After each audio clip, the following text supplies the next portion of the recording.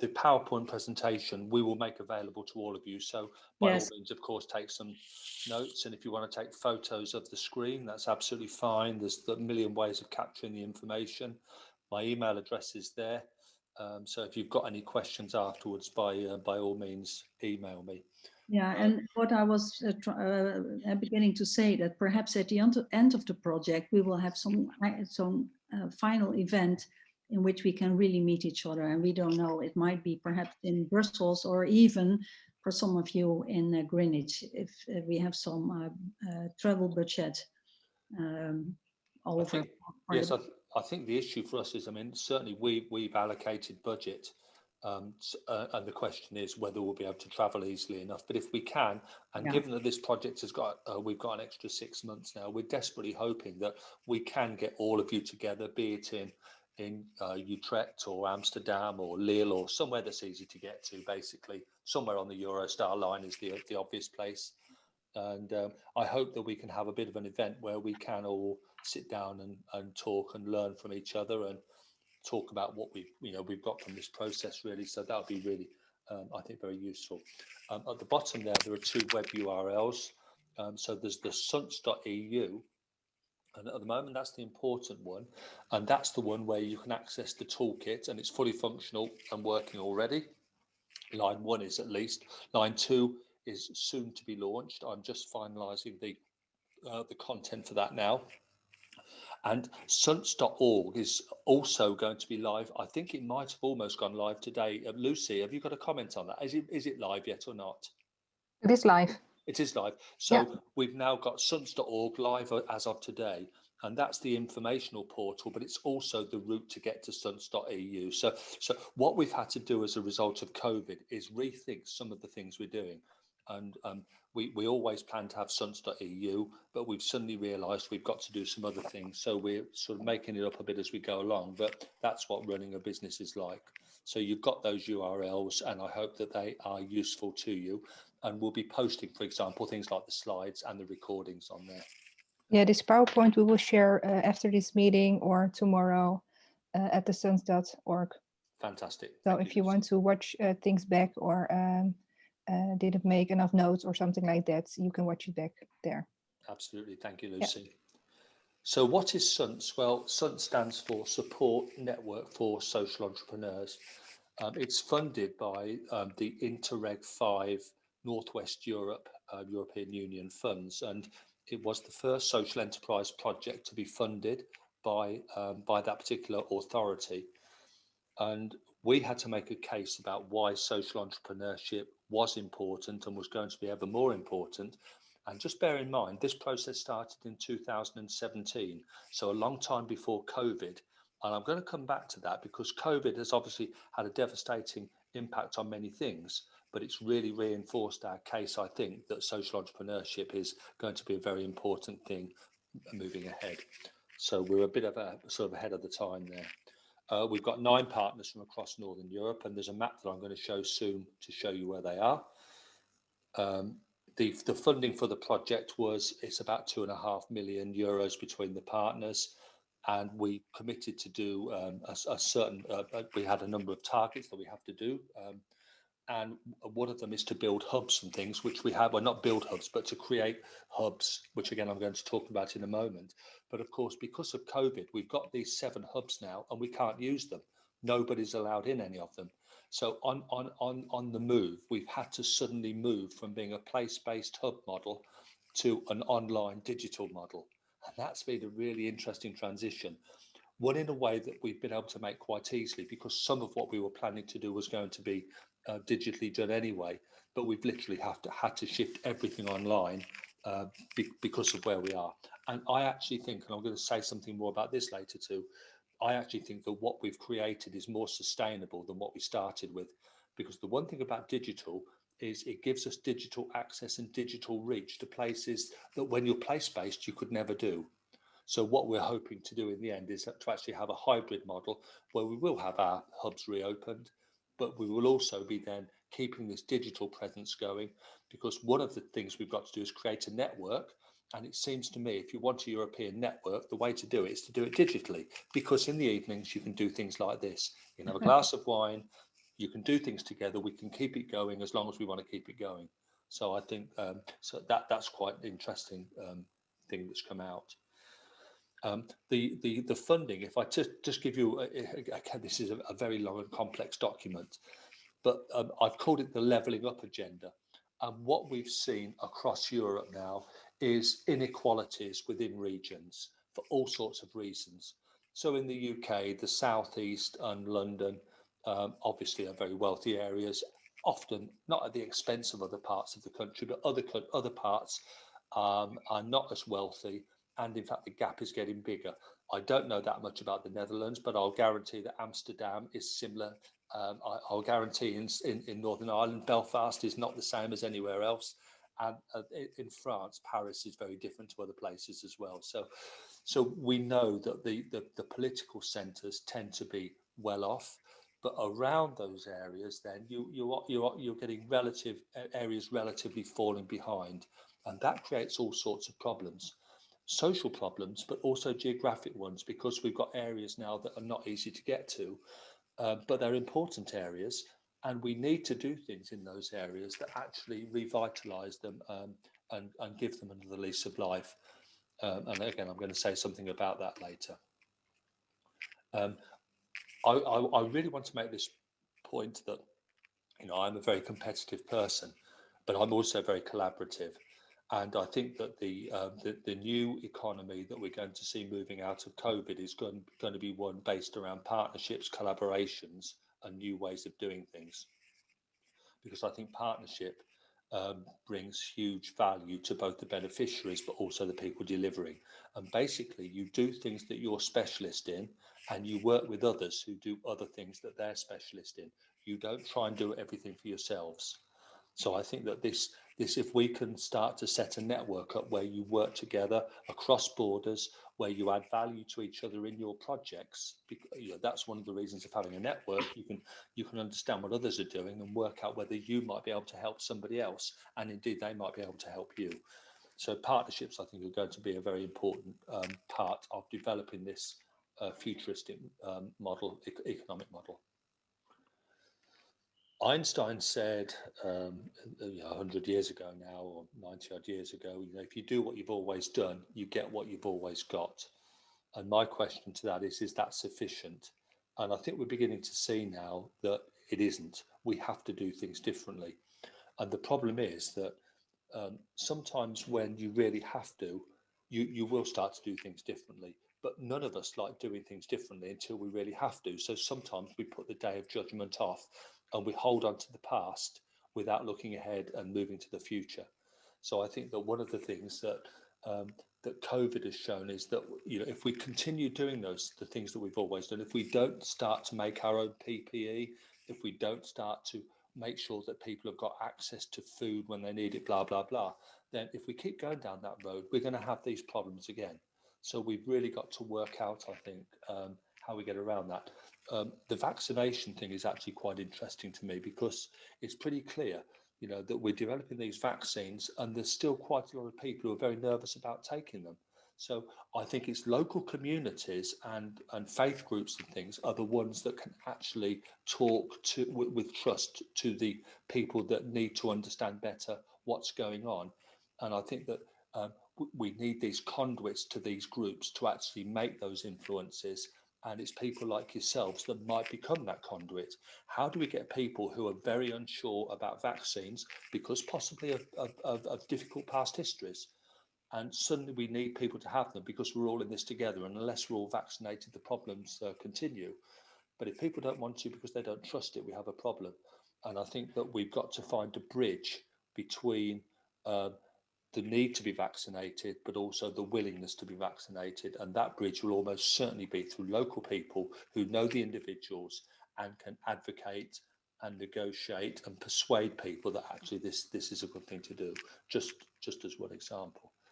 And again, there's a few quotes floating around the side there. You know, the most dangerous phrase in the language is "we've always done it this way."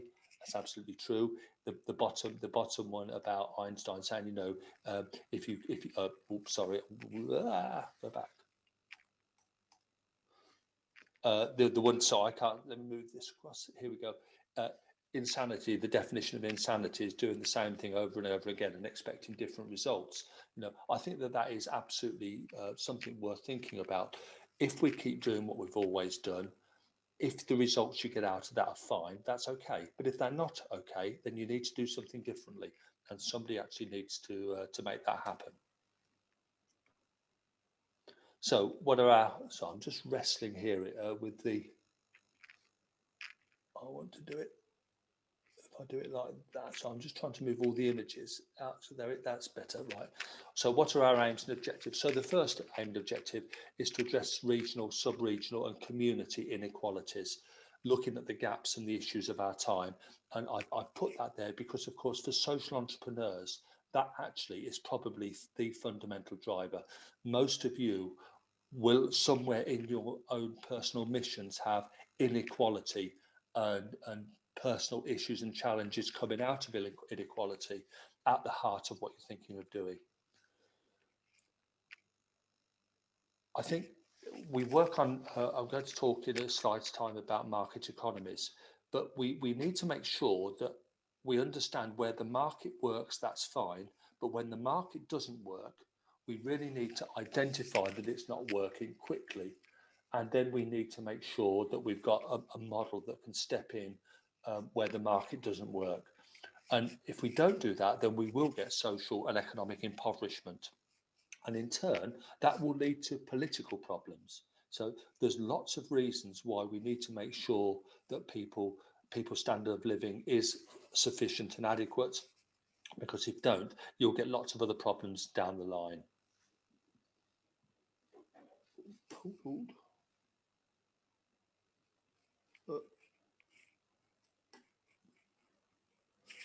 I talked about partnership before, and it's about combining our combined expertise to actually unleash the power of social entrepreneurship. That's what we want to do. And part of the equation, may I say to all of you now, is you. Although we're leading this, you are the key players in this. We're just the ones that are, so we're the conductors of the orchestra.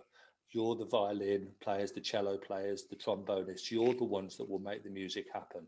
So one of the things that we're aiming to do is to facilitate the things that you need in order to set up the social ideas that you have. We want to create a model that can be replicated and adapted, because we're working in the big scheme of things in 9 test areas. But if we can create a model that works, there's no reason why this shouldn't be rolled out on a much wider basis. Actually, not just across Europe, but also on a global basis as well, because we need new models in many different parts of the world. I said to you earlier I was going to show you the map. Well, there's the map. And you'll see down the bottom, we had a hub in Switzerland. We still do have a hub in Switzerland, but because Switzerland aren't in the EU, they can sometimes join European projects and they sometimes can't. And the things changed as we were setting this up, so they're not able to be formal partners, but they are informal partners, and we do have access there. But you can see from the purple dots where the countries involved are, and you can see, if I can just point you to the top of the UK, Scotland, that's Inverness. If you go above Inverness, that is like another world. It's almost as well. It's just an enormous piece of land going up towards John O'Groats, and there's only about 50,000 people live there in small communities, and that is a really geographically isolated and difficult area. And it's one where things don't work. So we are working, one of the places we're working is in this area right at the top of Scotland. It's an incredibly beautiful place, incredibly dark and cold in the winter, but very, very challenging because people don't want to live there all year round. And what we're doing is setting up these social enterprise hubs. They take all sorts of shapes and guises. I don't want to say too much about that, but the purpose of the hubs is to provide support, guidance, advice, mentoring, workspace, connectivity, because sometimes some remote areas don't have good internet connection. These hubs will have. It's about being able to collaborate with others, and also importantly, it's about creating fun and friendship. So that's where the physical hubs come in, and superimposed on top of those physical hubs now are these is this digital hub that we're part of tonight. I'll just give you a moment to read that, but you'll see in the URL, and tomorrow when you get the PowerPoint, the document that I've taken this from is actually there. So if you cut and paste that web address, you can actually see a really interesting document about regional inequalities in the EU. So the things I've just quickly scanned over, it goes into much detail. Just have a quick read of that slide.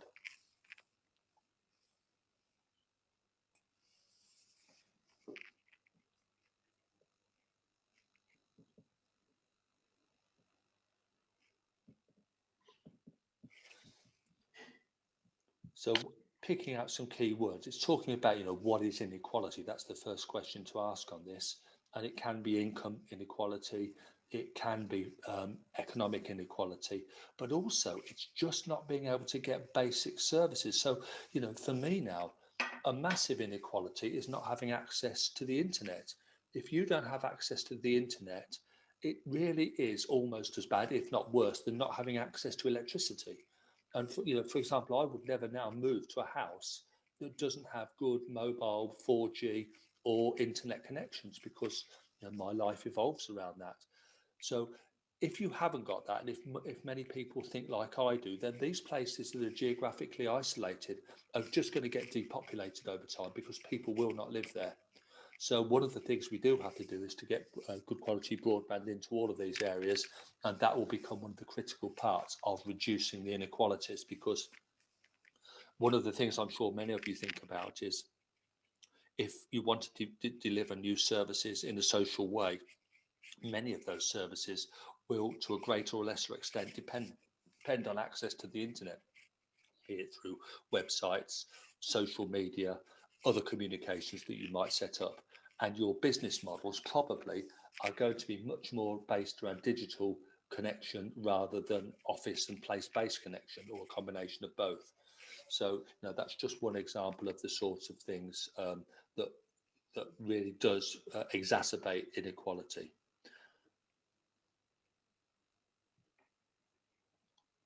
So what we found, we did before we put this video in, we had to do a lot of research just to have a look at what the situation was. We had this hypothesis, if you like, that social entrepreneurship was not being properly looked at and understood. And we also thought that it was actually probably a mistake for that to happen. We also, we know that there are geographic and social deprivation and isolation challenges that come with that. And we had to demonstrate some of those, and that we did. One of the things that Luciana and I thought was that part of this process will be to actually provide support to people, and again, ourselves being innovative. And the pedagogic model is the way of delivering training, learning, help. And what we decided to do was to base everything around smartphones, not computers anymore. Of course, you can use computers and tablets. But the reason that we've actually designed everything for smartphones is because we know everyone has them, or most people have them. If they haven't, they can get them.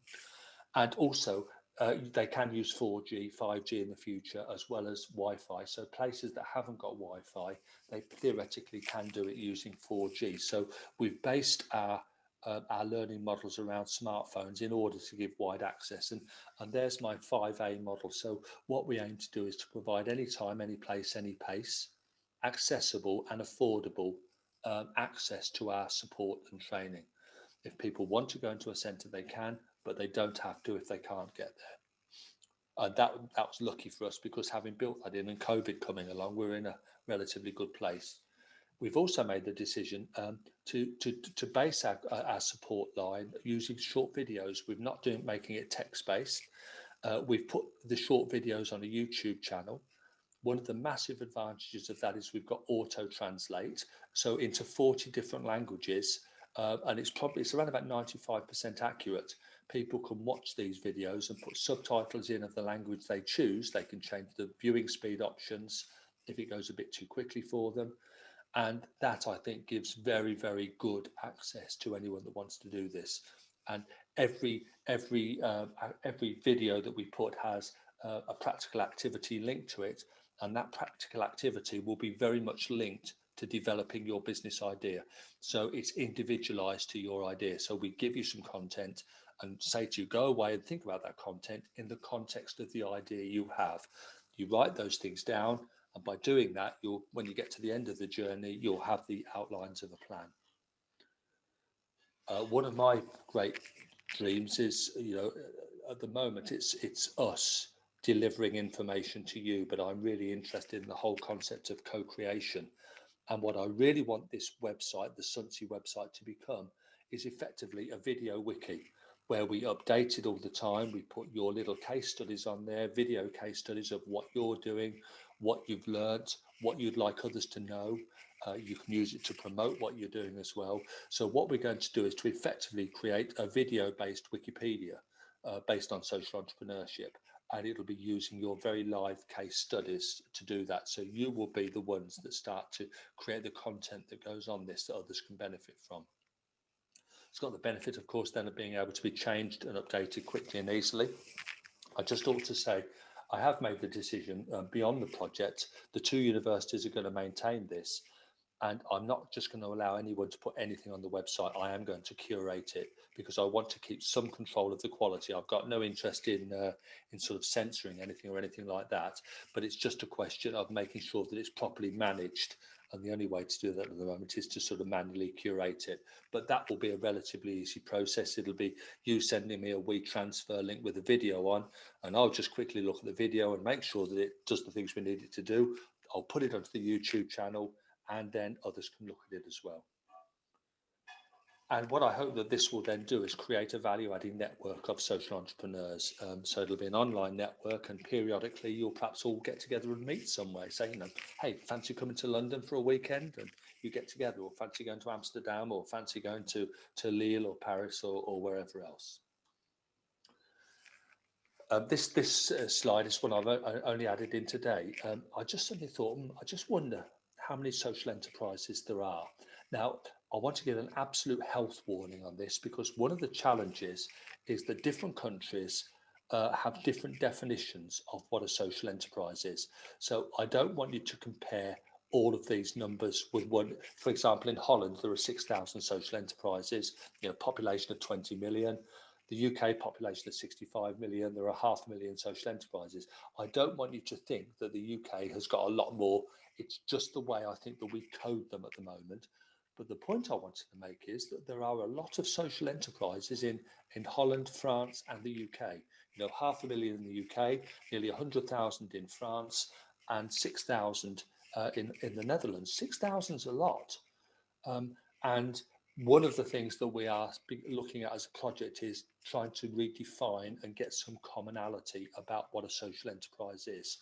But that slide is just there to show you that you won't be alone on this. There's a lot of people doing this already. And if you read the UK one, nearly 9% of UK small businesses are social enterprises. I was staggered at that. That's just a huge number of little enterprises doing social things. Big number.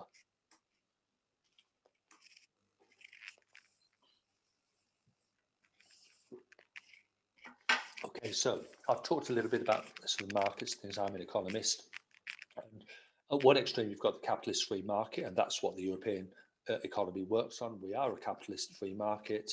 By and large, government's job is to facilitate the conditions that business provide goods and services, and government step in where there is market failure in things, or things to do with old age and so on and so forth. At the other extreme, you've got the command economies, the state-controlled economies, which used to be, well, the best example at the moment, of course, is North Korea. The old examples of Russia and China are not as state-controlled as they once were, but they are nevertheless still state-controlled. And in between, you've got a bit of a mix. And I think that there are very, very few purely capitalist free markets, and there are now increasingly few totally state-controlled markets. There's this spectrum in the middle of people falling between the two, where the East tends to be further towards the state-controlled, and the West tends to be further towards the capitalist-controlled. The capitalist system is driven by entrepreneurs, individuals who get up and make things happen. Whereas in the state-controlled market, it's the state that decides and it organises business around what it wants to happen. So it controls that. And in the mixed economy, you've got the entrepreneurs and the state working together. And if I just that continuum there, you know, what you need in both is entrepreneurial people, creative people, and in the capitalist free market to the left, you've got commercial entrepreneurs, and in the state-controlled market to the right, you've got sort of a different sort of entrepreneurs, state-managed entrepreneurs. Commercial entrepreneurs are money motivated. They do it so that they can buy fancy houses, cars, whatever else it is they want. Whereas social entrepreneurs tend to be much more mission motivated. You do things because you want to make a living out of doing it. I'm going to come back to that as well in a minute. But what you really want to do is to make a difference, to make people's lives better. And that matters as much to you as driving a Ferrari. And it's just different mindset of people. I'm not making any comment on one being better than the other. They're just different. But there are many commonalities in terms of the skills you need to be an entrepreneur, be it for money motivated or mission motivated. An entrepreneur's there's an absolute common set of, you've got to know what you want to do. You've got to know what the benefits of what you do are. You've got to understand the people you're working with, your markets.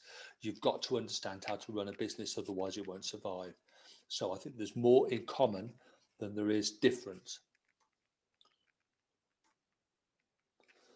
So this, I'm not going to dwell on this, you can read this one, but European society is based upon democratically scrutinised capitalistic structures by which it organises itself. That we understand. And basically, the question is, how big is the state going to be? Is it going to be small? Is it going to be medium-sized? Is it going to be slightly bigger than that?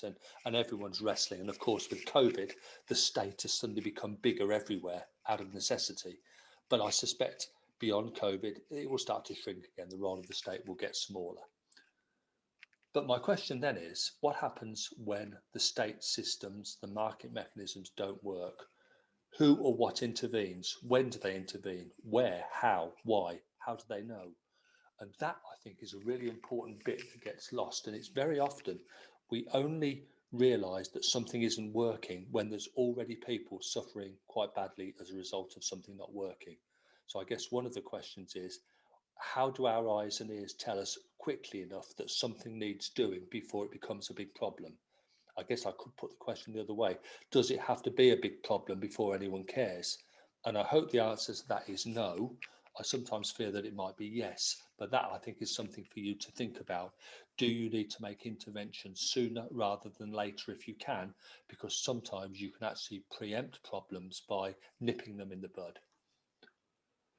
So where does the Sunse Social Enterprise Evening Academy fit? Well, we're going to start to try to support the addressing of the market, the regional inequality issues by engaging with people such as yourselves who've got ideas and want to make a difference. We're going to build upon our cultural social heritage and encourage you to innovate, invent, adapt and adopt. So you might take some models and ways of doing things and slightly tweak and change them in order to provide that process, good or service that isn't there or isn't working properly. And you have seen a way or thought of a way to make it work more efficiently and effectively. We need to make sure as well that any solutions we do come up with are sympathetic to the needs. And you will identify gaps that have got to be filled, but it's very important when you come up with solutions that the solutions are fit for purpose for the gap you're trying to solve. And again, interestingly, it's you people that will understand what that really means, because you will know how the people you want to support think and what they do and what they need. And you will also know how best you're going to be able to engage with them in order to solve the problems that you've identified. And as I say, the social enterprise is the structure, but it's you. And if in the UK we have a program called Dragon's Den, and I'm quite sure in France and in Holland, in the Netherlands and other places, you have similar programs. And when you look at the dragons, they're always looking at the idea, but they really look at the person as well. And I look at the person. I think you've got to have a good idea, but it's the person that's going to turn that idea into something that works. And if you've got that drive and that ambition and that determination to be an entrepreneur and to actually want to make a difference, then I think you will make your ideas work. And again, we just want to help you to do that. So over the next sort of 8 weeks with 7 sessions, we're actually now we're going to run 4 of these sort of input sessions, but we're also going to be running 3 workshop sessions. And the idea there is very much not for it to be about us. It's going to be about giving you the opportunity to work in groups, to talk together about your ideas, and to work them through. And hopefully the information we're giving you in these sessions will help you to do that. It'll give you a framework to work around. But the ultimate aim is to get your social enterprise canvas together. And again, I'm going to say more about that in a moment. But there's the program. You've all seen that. So next week at this time, Willem's going to talk about the Sunse Toolkit. And then we've got a workshop. We've got 2 workshops, in fact. And then we're going to talk about putting your canvas together on the 23rd. Then there's going to be another workshop where you can work those things through together. And then I'm going to talk in the last session about then, okay, so you've got your concept and your idea mapped out and you've taken that very big step. The next step is to turn that into a proper social enterprise. What do you need to do that? So that will be the shape of the final session. Ina, I think at that point, I'll just stop for a minute. Are there any questions that people want to ask at this stage?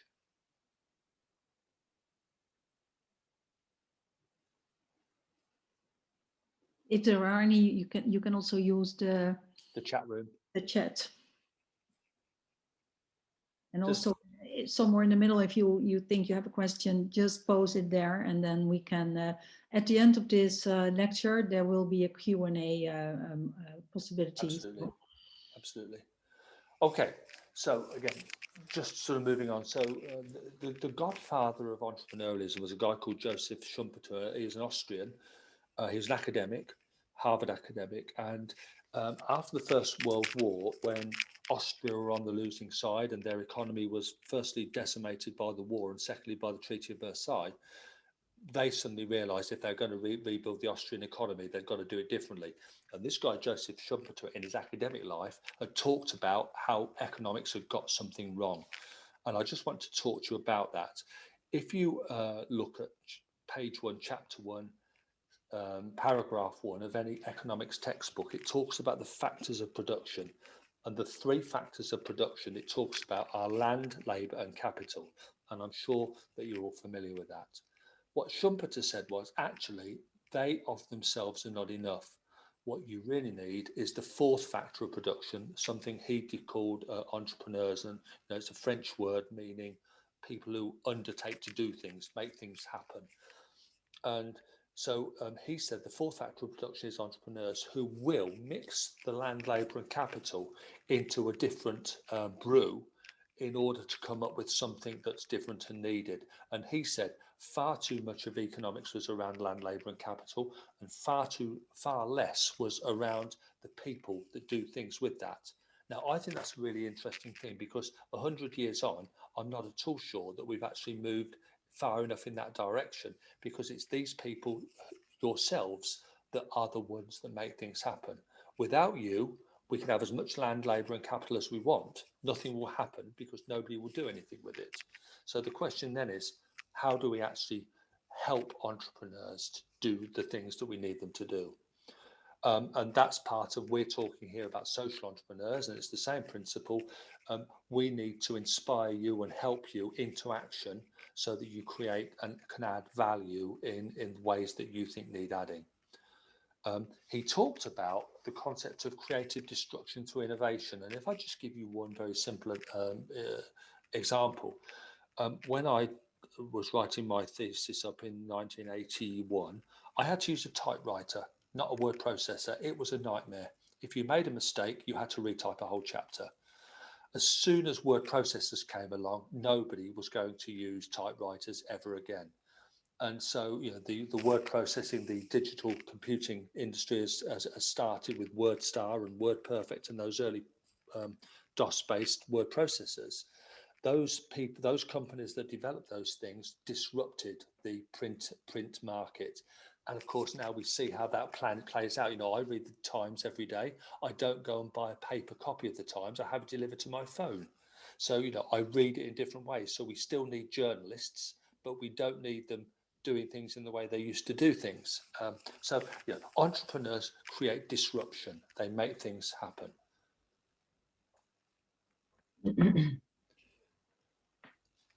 Social entrepreneurs, and I've been trying to think of a way of explaining what I want to say here, but it's something about you create added value. It's additionality through helpfulness.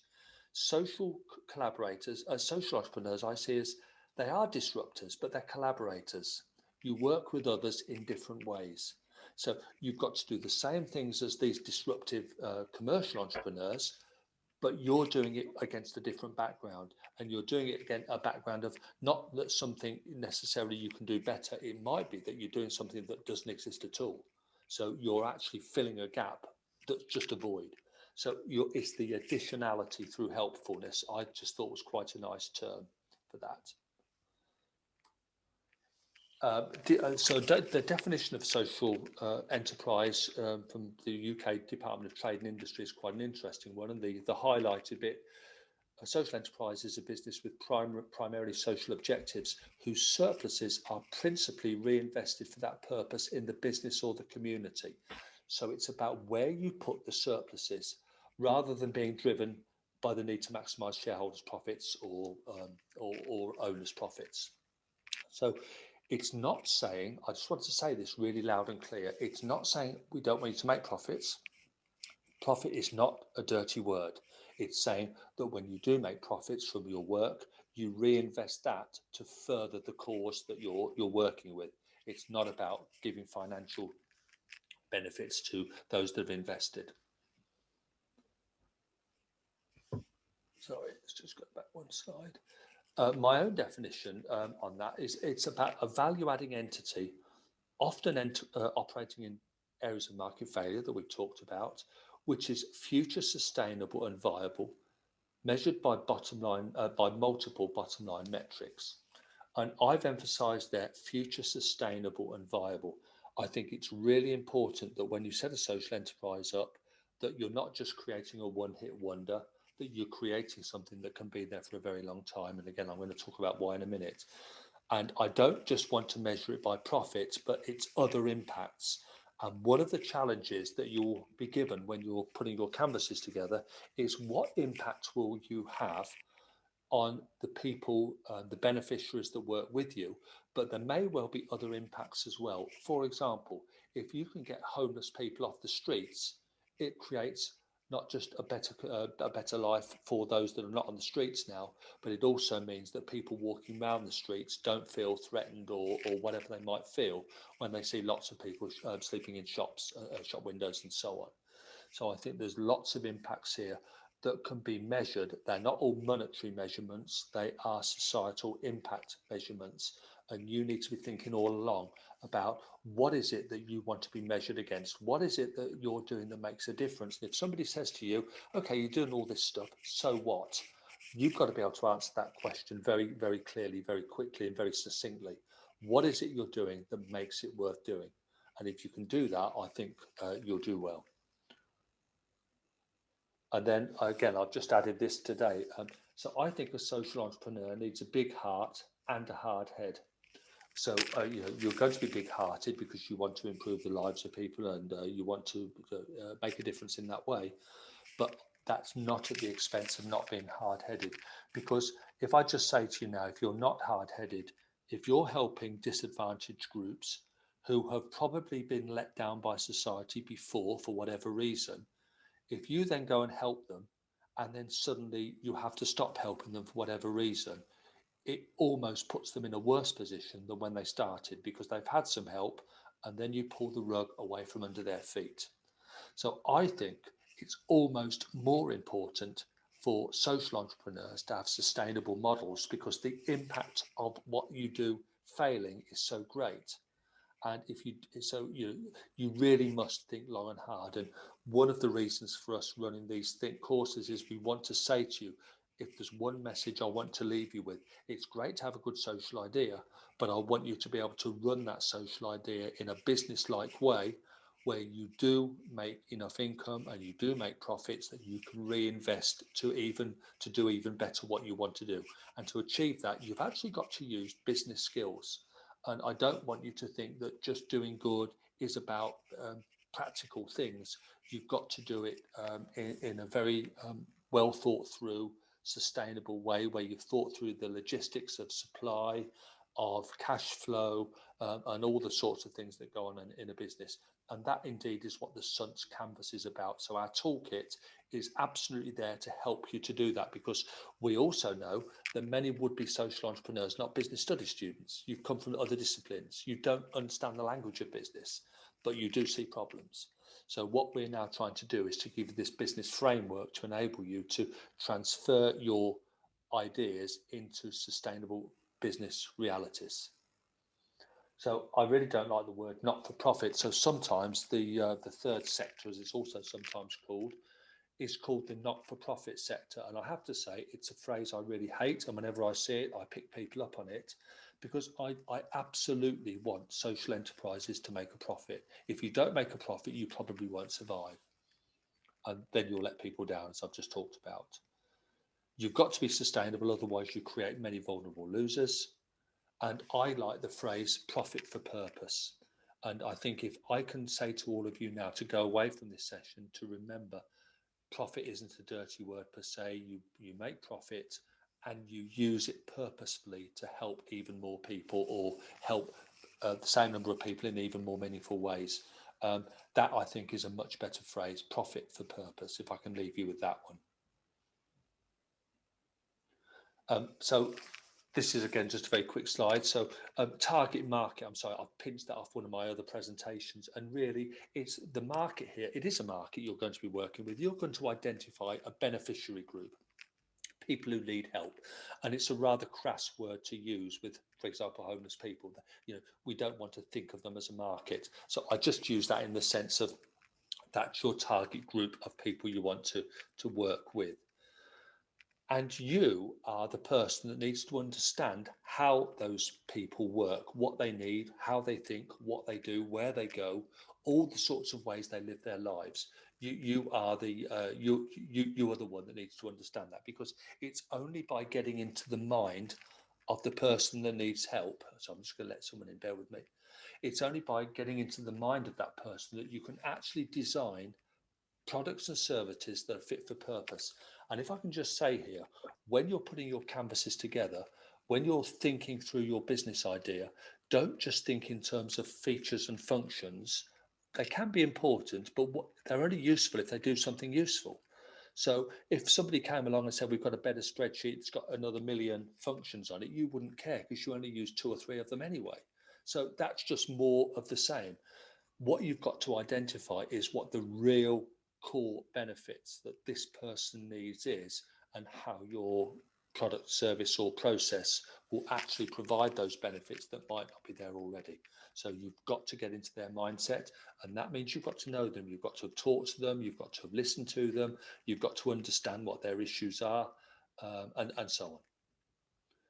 And then you've got to create when I say unique selling proposition, the unique selling proposition is to make them want to do it. Because again, very often, if people have been let down by a system, they're not going to come willingly along just because you say you're going to do something better, because they perhaps won't believe you, because people have said that to them before. That comes back to my other point. They've been let down before. So you've got to be very clear about what your benefits are, and you've got to make them realise that it really will help them to address the issues that they face. So be very clear on what it is, and don't try to have too many.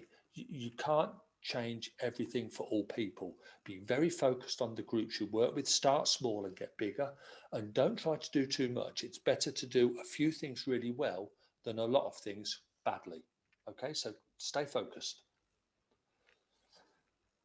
So my child's hand, as a society, we do need to be clever.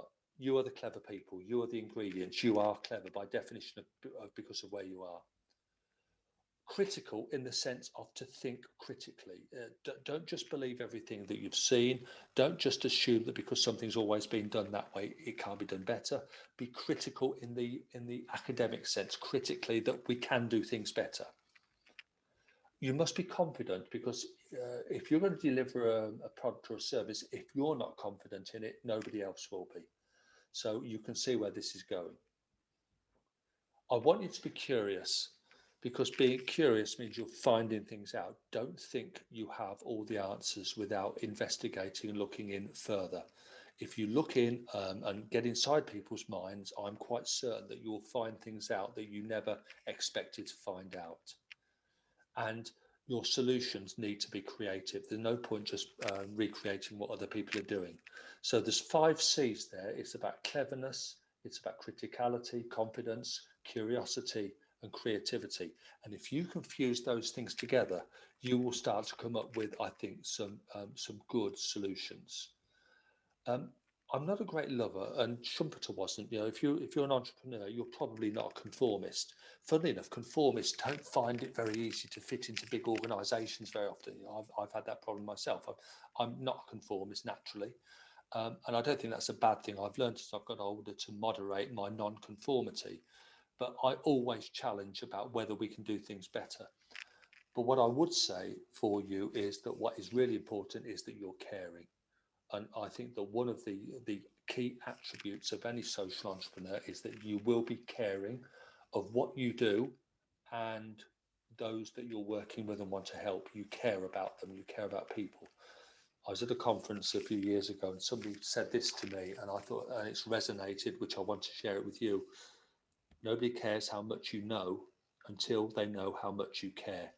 To win people's trust, they've got to know you care about them, and then they'll worry about what you've got to offer them. So nobody cares how much you know until they know how much you care. There's a bit of a mantra there, but it's more than just a slogan. I think it's really, really important. You need to be imaginative, inspired, ingenious, because it won't be easy finding solutions, and inventive. You need to be innovative. There's a difference between invention and innovation. Invention is doing something that's absolutely brand new, never been done before. Innovation is taking old models and adapting them. And I have to say, it's far more likely that you'll be innovative than inventive. But later on, you may become more inventive, but I would suggest that you start on, here's a model. I think we can take that and I can adjust it and adapt it and make it better, because that reduces the risk of failure. The problem with inventing is it's very high risk. If it goes wrong, it goes wrong, and you've got nowhere to go. If you innovate, you can start from a much safer position. And I use this slogan here, design plus creativity plus imagination equals value-added ideas. And when you're putting your canvas together, what we're absolutely looking for in your social enterprise canvas are value-adding ideas based around your designing a solution and a service, about your creativity in going about that, and how you've used your imagination to get to the point you're at. COVID. So I think COVID's really interesting.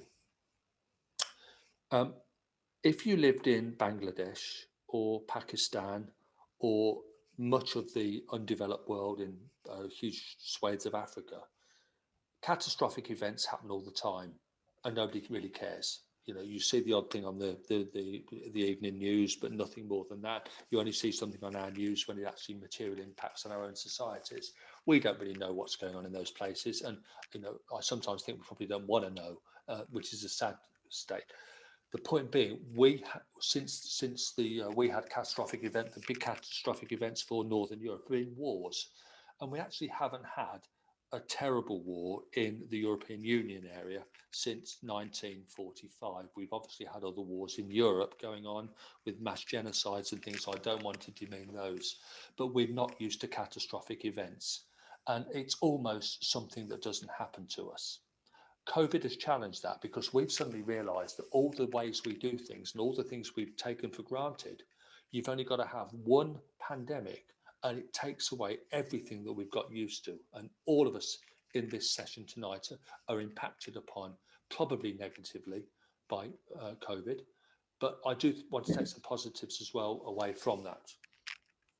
Organisationally, it's absolutely clear that even in the wealthy West, our economic models are not working as in a pandemic situation as they did pre-pandemic. And governments around Europe have had to rapidly change the way they think and act. You know, the British economy, the British government has now borrowed 300 billion pounds in the space of 11 months to bail out the financial impact of this. That's absolutely colossal amount of money. And so what is perfectly clear to me is that organisationally, COVID has shown that sometimes the free market absolutely doesn't work and the state and government have to step in. All of us have seen, I mentioned about our hubs, we're not allowed to go onto campuses anymore. You know, my backdrop is our beautiful campus in Greenwich. I haven't really been there for a year. Virtual space can now become more important than physical space. We've got used to doing things this way. And I have to say that I think beyond COVID, I don't think we will use space in anywhere near the same way that we used it before COVID. And what I'd say to all of you when you're putting your ideas together is, do you need a space-based model, or can you actually, because space is expensive, can you replace some of that space with physical place, with virtual space, in order to make your money go further and more directly towards the courses you want? The more space you buy, the less money you've got to do some of the other things you may want to do. So that's just a question for you. It's also clear, and I mentioned earlier on about the inoculation and the need for communities to get involved in this. We now see that intervention at local level is the key. So governments have been trying to do things on the macro level and it doesn't work. We need to work at the level of regions, and we need to work at the level of communities within those regions if we're really going to make things happen at a local level properly. And I think we've gradually got rid of the local infrastructure in many places. Certainly in the UK we have. And I think there's going to be a lot of questions now about whether we need to redelegate central power back to local and regional areas, because they're able to cope with the fallout of catastrophic events more quickly and better. And what we've also then seen is that where the market's failed, where people can't feed themselves anymore, they've lost their jobs, they've got no money, that social enterprise has had to fill that gap. And there's increasing numbers of people being fed through food banks and seeking mental help and support because of the traumas that they've been through, either losing people, losing their jobs, being ill, all of those sorts of things. And I think it's certainly brought home to me that the things that I've taken for granted for 60 odd years of prosperity can be wiped out literally overnight, and we're not prepared for it. And I just think that one of the great things that we're beginning to see now is that social enterprise and social entrepreneurship are going to be seen as a part of the solution for new economies in the future. I don't think that they're going to be seen as peripheral anymore. I think they're going to become much more core delivery for some of the things that the state has found very difficult to do. So that's the opportunity for all of you. And paradoxically, in a way, the timing, I think, couldn't be better to set up social enterprise now, because the need is there. And I also think the support, it's recognised now that the value that social enterprises well run can have.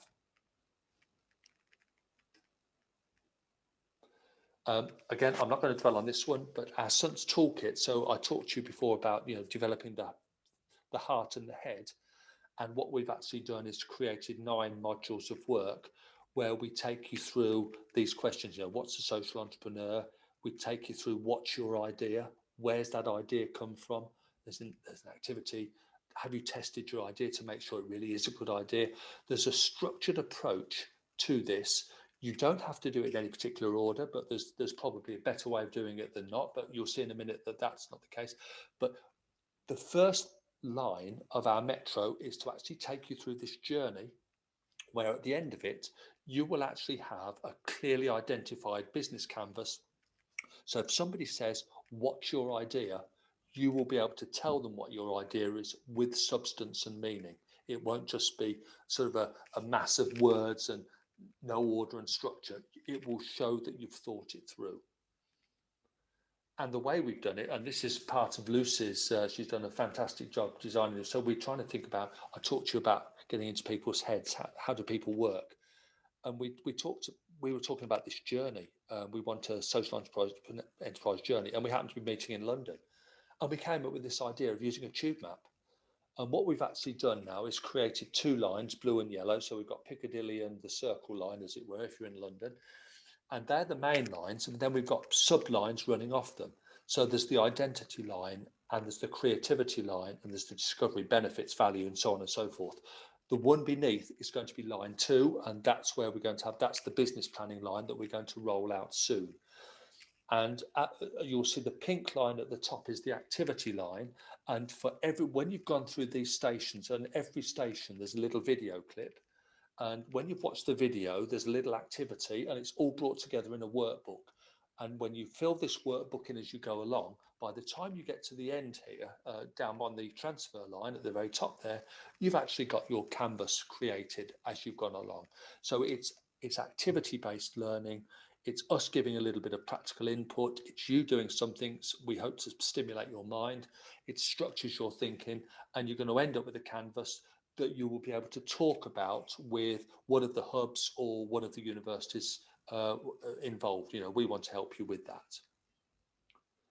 And and visually, aesthetically. So when you're on your phones, it looks really nice. You get the Sunse Toolkit up.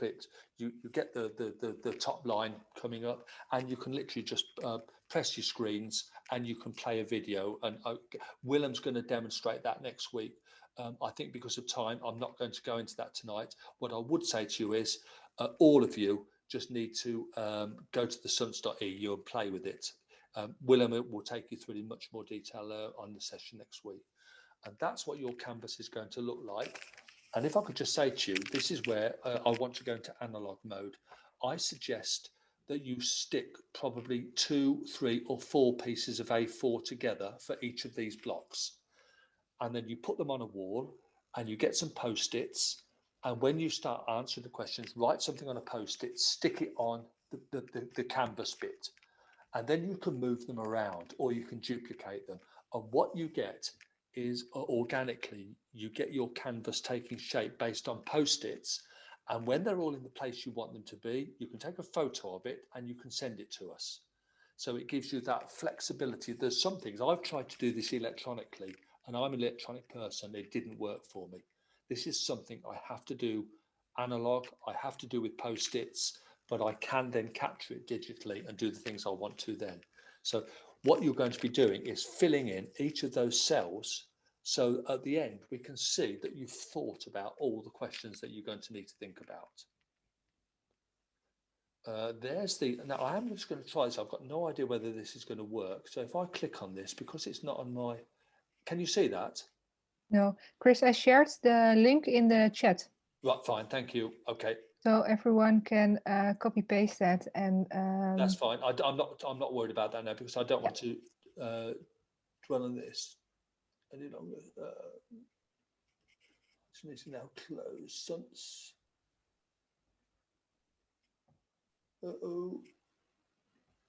Bear with me. Sorry. Share.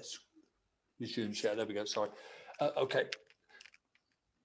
Yeah, so the best thing for all of you to do is to get that up on your phones. You've probably done it by now already, and just have a play with it and a look at it. And we're going to update this as we go along. This is the first version. We will change the content a bit as we go along. We'll wait until we get your feedback on it. We know we've just done this to see how it goes. As time goes on, I want to make this into something that is really very special. But you have to start somewhere, and that's a message I'd say to all of you. You know, if you wait for the perfect solution, you'll never get started. Start somewhere, start in a structured and thought out way, but you can always improve as you're going.